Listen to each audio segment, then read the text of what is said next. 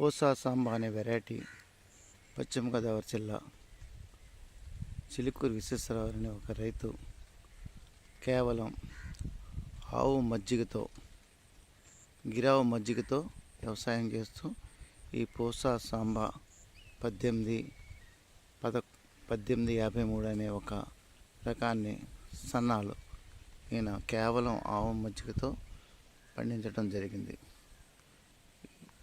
కేవలం ఏ పురుగు మందులు ఎరువులు వాడకుండా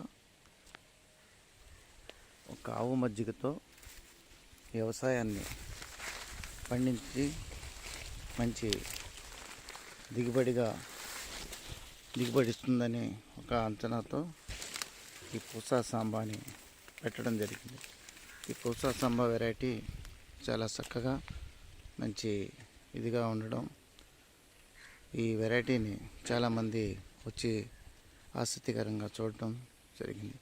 కేవలం ఆవు మజ్జిగతో ఈ వ్యవసాయం చేయడం చాలా లాభదాయకంగా ఉందని మరి రైతు విశ్వేశ్వరరావు గారు చెప్పడం కూడా జరిగింది.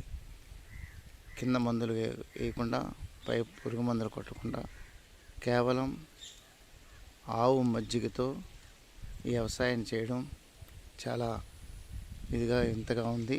మరి చాలామంది రైతులు వచ్చి కూడా ఈ వ్యవసాయాన్ని చూడడం కూడా జరిగింది. ఈ పూసా సాంబా అనే వెరైటీ, ఈ కొత్త వెరైటీ సన్నాలు, మరి బియ్యం కూడా చాలా సన్నగా ఉంటాయి. మరి ఈ వెరైటీని ఊడ్చడం జరిగింది.